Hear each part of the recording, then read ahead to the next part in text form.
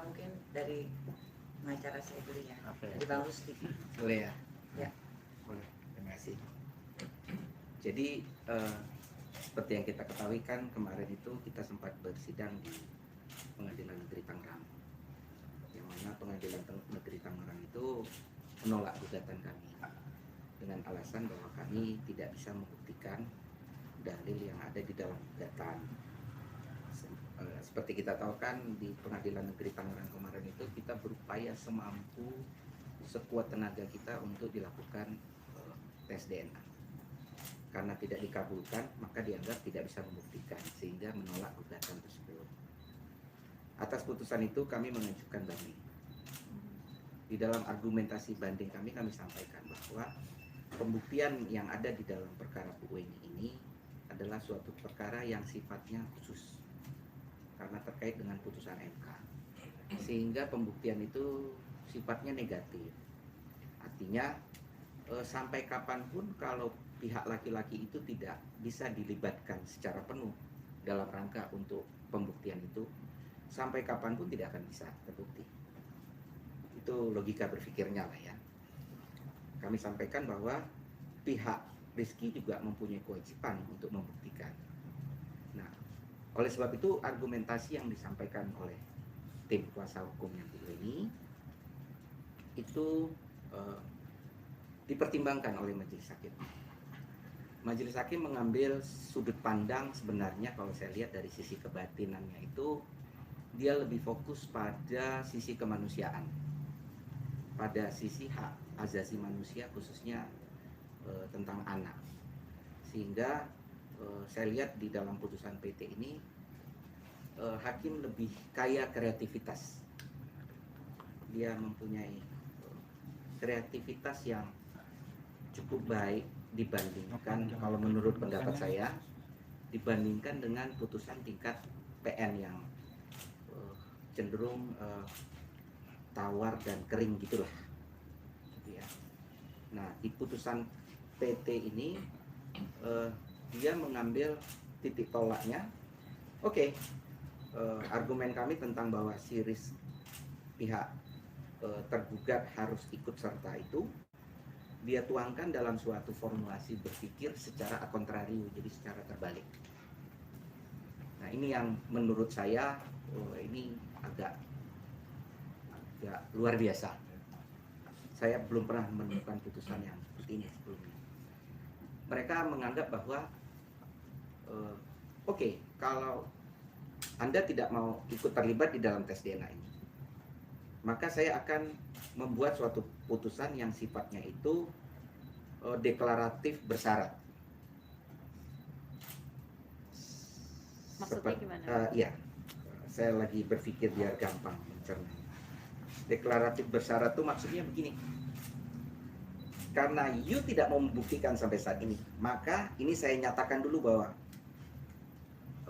Keke adalah anak biologis. Kenapa? Karena kemarin Anda selalu menghindar.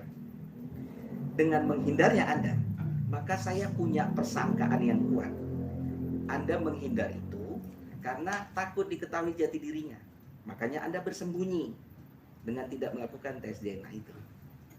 Nah, dengan asumsi yang dia katakan tadi, saya katakan secara a contrario, dia sampaikan, anak ini akan saya nyatakan sebagai anak biologis daripada si laki-laki ini.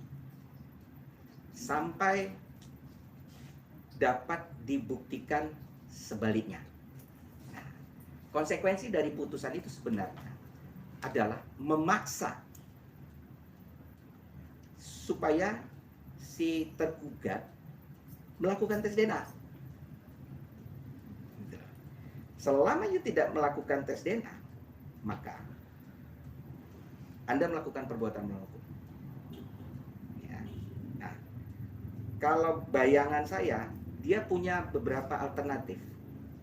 Alternatif pertama, kalau dia mau merubah putusan ini, dia harus tes DNA. Cuman yang menjadi resikonya, kalau tes DNA ini hasilnya identik, maka akan lebih memperkuat putusan ini. Gitu ya. Saya kurang yakin dia akan seberani itu di saat last minute untuk tes DNA, karena kemauan dia sudah terlihat untuk selalu menghindar dari persoalan ini. Kalau umpamanya dia bisa buktikan tes DNA itu ternyata hasilnya non identik, maka yang bersyarat deklaratif tadi ini menjadi suatu putusan yang dapat dilumpuhkan dengan upaya hukum dia, apakah itu kasasi ataupun PK, terserah. Nah, yang saya lihat di sini adalah bahwa apa yang dilakukan oleh hakim ini adalah suatu terobosan hukum, suatu bunyi amar yang sangat modern. Dia menganggap bahwa yang menjadi objek sengketa ini adalah manusia, bukan benda. Sehingga dia punya nuansa di dalam putusan ini betul-betul untuk proses penegakan hukum terhadap identitas anak. Ini yang saya acungi jempol. Ini yang dia juga bisa sampai sejauh. Dan apabila putusan ini dikuatkan oleh MA, maka ini akan menjadi suatu kaidah baru, yang mana sebenarnya kaidah baru ini nanti akan mengurangi kerja lawyer. Nah, lawyer bisa nggak dapat kerjaan lagi nih. Kenapa? Karena pembuktiannya sudah mudah. Tinggal dia ajukan, dia sampaikan ini anakmu, terus yang dituju itu oh bukan anakmu, tes DNA, dia nggak mau, saya buktikan dulu bahwa, tetapkan dulu bahwa ini anakmu sampai di tes DNA. Jadi pembuktiannya jadi lebih sederhana, karena kantor kami ini banyak menangani yang persoalan seperti ini, dan memang kendalanya selama ini sulit di pembuktian yang tadi, karena beban pembuktian itu harus ada. Oke, Mbak Weni, mungkin sempat setelah hasil ini keluar dari Pengadilan Tinggi Banten, sudah ada komunikasi dengan pihak Reski hingga mungkin menghasilkan sanggahan dari pihak tergugat mungkin, Kak? Sampai dengan saat ini sih sudah pernah ada komunikasi dengan pihak Reski, lawyernya lah. Kebetulan saya dengan Pak Ferry juga. Cuman apa yang kita bicarakan tidak menemukan, tidak ada kesepakatan.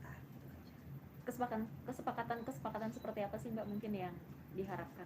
Saya karena gini ya, persoalan saya ini kan sudah menjadi area publik ya. Semua harus mengetahui secara clear gitu kan. Tidak ada yang bisa disembunyikan dan harus disembunyikan.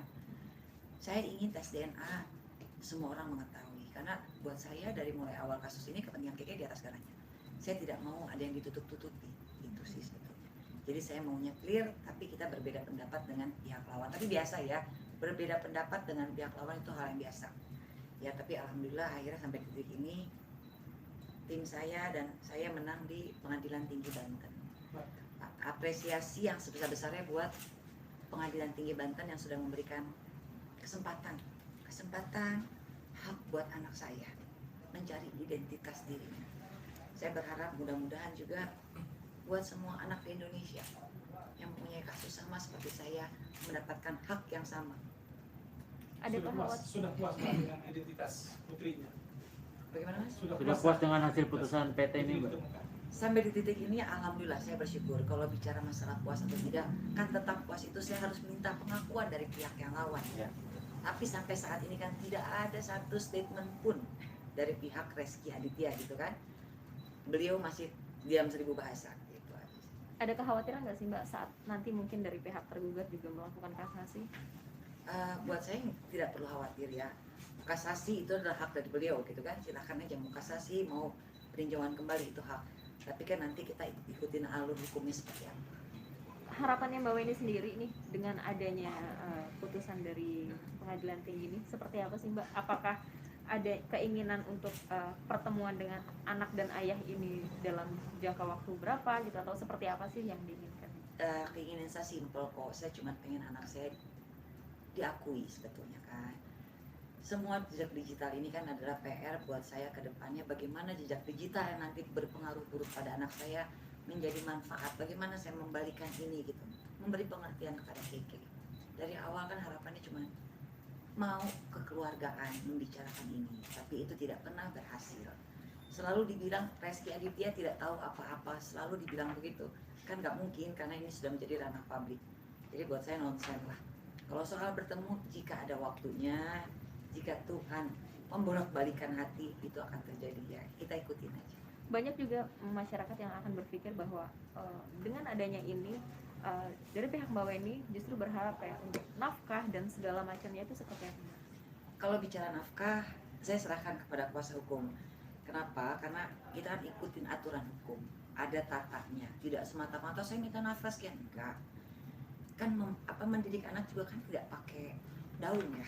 Kita mendidik anak dengan materi. Tapi materi seperti apa?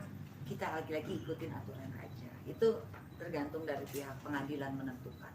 Saya cuma pengen pengakuan kok, itu aja sebetulnya. Itu pun tidak dilakukan. Kita jangan bicara terlalu jauh nafkah lah. Hadiri, bicara depan media, akuin anaknya, bahkan lebih baik kalau tes DNA. Itu sih harapan saya. Saya pengennya hargain perasaan anak saya. Dari Keke sendiri mungkin sempat menyampaikan sesuatu terhadap Mbak Weni? Keke cuma bilang sih, pertama kali dengar berita ini ya, saya ditelepon Mas Ferry gitu kan, sedih gitu kan. Perjuangannya tidak sia-sia, karena semua buat Keke. Keke kebetulan mungkin baca berita, dia bilang, dia peluk aku, dia bilang, I love you ma. Keke kan nggak bicara banyak, cuman dia hanya lewat sikap. Setelah mengetahui hasil putusan ini dan hal ini diawali dari pertanyaan Keke mengenai pertanyaan siapa ayahnya, dan setelah dia mengetahui ini seperti apa responnya mungkin? Diam.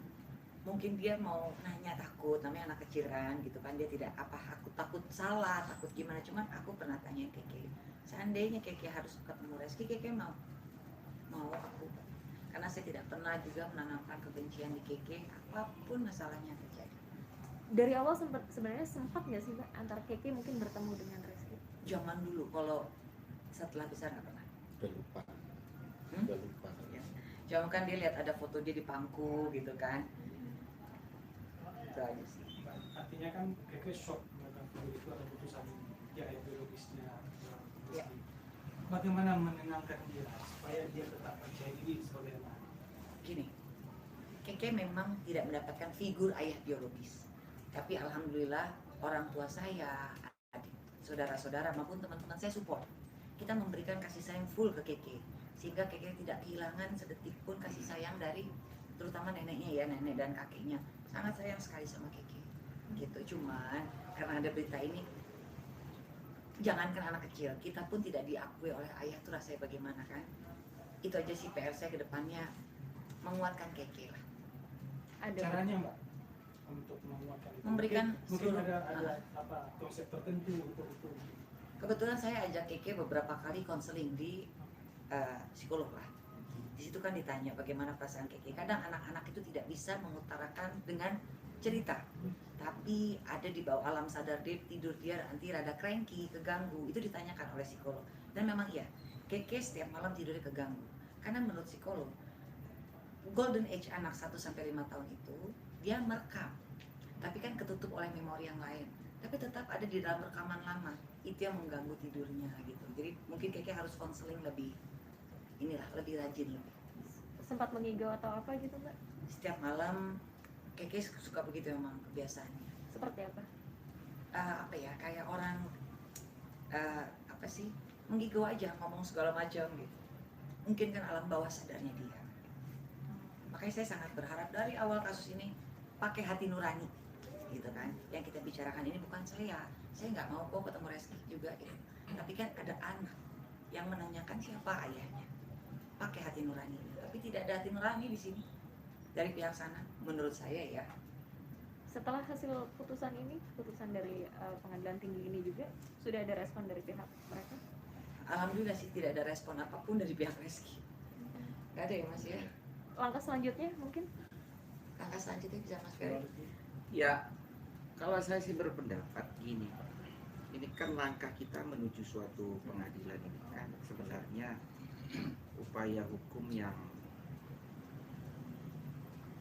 kami juga tidak menikmatinya, tapi hanya itu pilihan yang kami punya. dibandingkan kami tidak mengambil pilihan apapun. Nah, tentunya terhadap putusan ini harusnya bisa kembali merefresh untuk mengingatkan kembali kepada kedua orang tua yang menghadirkan anak ini di dunia. Mungkin mereka lupa dahulu mengapa alasan anak ini dilahirkan. Itu yang mereka lupa. Jadi saya pikir inilah hal yang sebenarnya bisa dijadikan titik balik, ya, titik balik untuk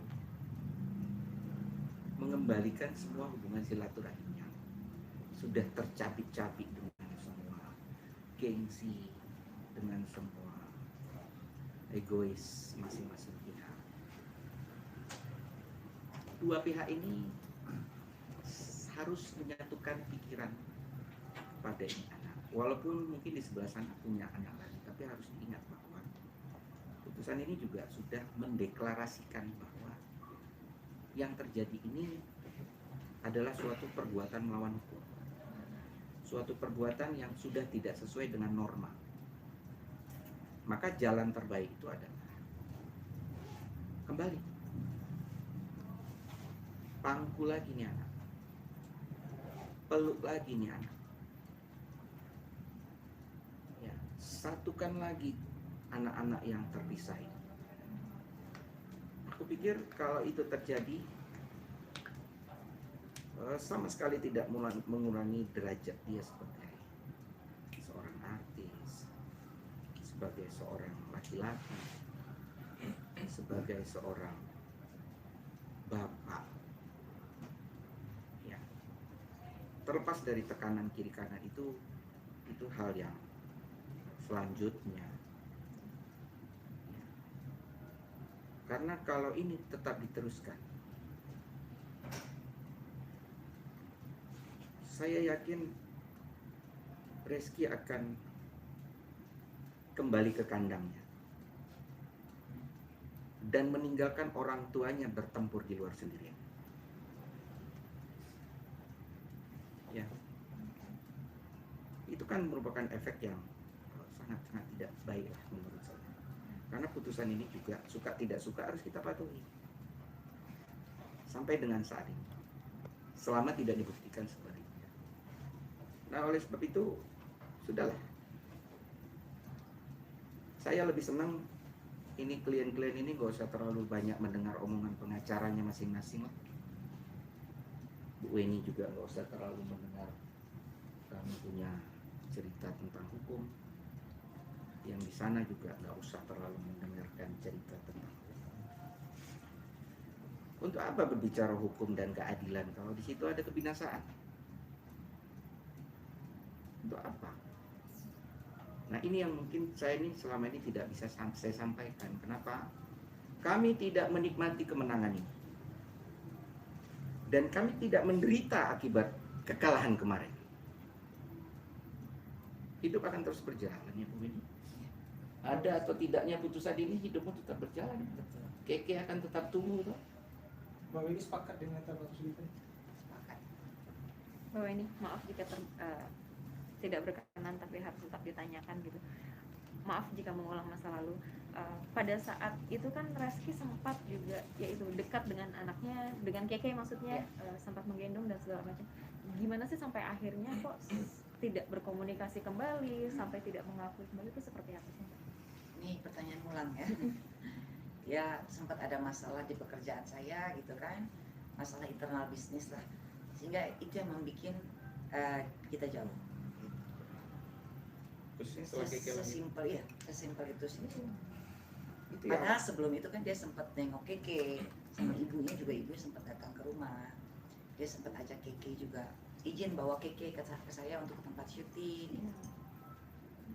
Saya tambahkan boleh? Boleh. Jangan pernah menganggap bahwa ketika seseorang laki-laki itu diminta pertanggungjawaban terhadap anaknya, lalu dia berbalik berpikir bahwa anak ini adalah sebagai suatu aib baginya. Nah, itu yang hanya alasan itu yang membuat aku habis-habisan di situ. Hanya alasan itu yang membuat aku berbeda dengan pengacara yang lain.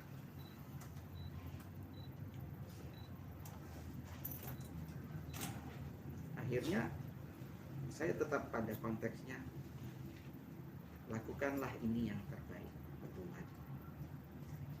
Oke deh, lu nggak bisa anggap ini anak dulu karena mungkin terlalu kaget ya. Bukan anak. Iya, terlalu kaget harus dianggap anak gitu kan akibat putusan. Anggap dia anak kecil dulu deh. Anggap dia anak kecil yang harus ya anak kecil ini kan juga kita semua harus menjaga. Kalau ada anak kecil di pinggir jalan itu, dia mau nyebrang jalan, apa kita harus berpikir bahwa biarin aja dia nyebrang jalan, bukan anak gue kok. Mbak Weni? Saya suka gimana ya kalau ada yang bilang anak adalah aib gitu. Enggak. Anak saya bukan merupakan suatu kesalahan ya. Hanya caranya dia dilahirkan, kesalahan kedua orang tuanya, tapi anak nggak salah. Keke tidak pernah salah dan tidak harus menanggung kesalahan dari kedua orang tuanya. Saya dengan besar hati saya akui saya pernah sangat salah dalam kehidupan, tapi tidak anak saya. Keke masih punya perjalanan panjang. Jadi rasanya kalau dibilang anak itu pahit atau menjadi apa, saya nggak terima. Siapapun ibu di luar sana pasti akan berpikir hal yang sama. Yang masih mengganjal apa Mbak Weni? Terharu dengan kemenangan ini. Sekali lagi terima kasih ya kepada Allah Subhanahu wa Ta'ala. Terima kasih kepada doa orang tua yang selalu menyertai, dan apresiasi sekali lagi setinggi-tingginya kepada Majelis Hakim Pengadilan Tinggi Banten yang sudah mengkedepankan hak anak-anak kami gitu ya. Hak anak. Sebagai orang yang awam hukum, saya cuma berpikiran perbuatan saya ini kan dilakukan oleh dua orang. Kenapa selalu pihak wanita yang disalahkan? Kemana tanggung jawab laki-lakinya? Itu kan bahasa saya sebagai orang awam. Mungkin bahasa Bang Rusti kan lebih ke hukum gitu ya. Di mana tanggung jawab seorang laki-laki? Instagram saya penuh juga awal-awal dengan yang menghujat, selalu wanita yang disalahkan. Saya mempertanyakan pada hukum di negara ini gitu, mana pihak laki-laki harus bertanggung jawab? Kan melakukannya tidak sendiri ya. Saya laki-laki Bu. Termasuk Pak Rusti kalau melakukan hal sama. Semua sama di mata hukumnya kan ya Pak. Mbak Weni, kalau untuk administrasi Keke sendiri mungkin sampai sekarang mungkin seperti apa ya? Ya Keke aktunya masih ditunggal ya sama ibu. Cuman kemarin Keke sempat nggak sekolah karena ada administrasi yang tidak bisa saya submit ya. Tidak bisa mengikuti PTM pembelajaran tatap muka karena ada yang kurang lah. Apa diantaranya nama ayah atau Bukan sih, saya kurang mampir kan Keke belum pindah ke kartu keluarga itu aja. Belum dimasukkan ke kartu keluarga. Sedangkan syarat PTM kan harus menyertakan akte dan kartu keluarga. berarti sama ini Keke masuk ke dalam kartu keluarga? Belum. Oh belum. Pak, belakangan sering memposting foto Keke dan sekarang bawa secara terbuka ke publik. Ini apa? Mempertegas kemenangan itu atau Enggak sih, kemana-mana pun biasanya suka saya bawa kalau memang kebetulan lagi bisa gitu kan. Biasanya nggak pernah aku bawa juga sih. Tapi kalau posting memang kadang-kadang aku posting, kadang-kadang enggak. Tapi kalau pas yang menang ini aku posting, iya. Aku pengen Keke layak bahagia. Keke layak hidup normal seperti anak-anak lainnya. Walaupun potret keluarga kita tidak lengkap. Khawatir nggak sih Mbak dengan usia Keke yang masih kecil yang dibilang gitu, dengan hal ini diungkapkan kepada Keke gitu? Saya pikir itu balik lagi, ini kan PR saya ke depan ya. Kelak Keke akan membaca jejak digital ini. Tapi bagaimana saya nanti menyikapinya bahwa jejak digital ini akan menjadi suatu berbalik seperti tadi pengadilan ya. Kan berbalik itu. Saya bagaimana menjadikan jejak digital yang jelek ini menjadi bagus. Artinya contoh, ada kesalahan fatal saya yang tidak bisa, yang nanti jadi pembelajaran Keke, jangan dilakukan. Apa yang jelek di mama jangan ditiru. Gitu. Kan semua sudah ada bukti nyata di depan. Semua sudah bisa dilihat di website di mana-mana kan. Semoga kelak Keke jadi anak yang membanggakan dan tidak mengikuti kesalahan kedua orang tua. Kalau ini itu udah dikasih lihat kan, mengingat dia sekarang tuh main media sosial gitu ya. Nah untuk Instagram Resti sendiri, apakah dia sudah tahu, sering lihat setiap hari postingannya gitu, atau seperti apa? Keke sudah besar sih ya, Keke sudah paham. Jadi kalau saya bilang Keke tidak tahu, nggak mungkin. Keke tahu, tapi Keke tidak mengutarakan isi hatinya. Keke hanya lewat sikap, peluk, I love you. Mungkin dia banyak pertanyaan di dalam otaknya, cuman dia bingung. Dia mau nanya takut salah, wajar, namanya anak kecil kan. Ya mungkin dibantu dengan konseling gitu kan, konseling ke psikolog, supaya Keke jadi hidup nanti punya sikap yang baik. Sempat deep talk juga mungkin dengan Kiki? Ya Ben? Deep talk? Enggak sih. Mbak ini berarti pihak Rezky Aditya menolak untuk melakukan tes DNA atau bagaimana? Kalau sampai dengan saat ini ya menolak. Jangankan tes DNA, berstatement muncul di media pun setahu saya tidak, gitu kan. Jadi kita nggak usah panjang-panjang tes DNA. Beliau muncul pun tidak kan. Tanpa tes DNA pun udah ada jawaban. Iya. Kemarin kan kita kejar tes DNA itu untuk mendapatkan jawaban. Ya.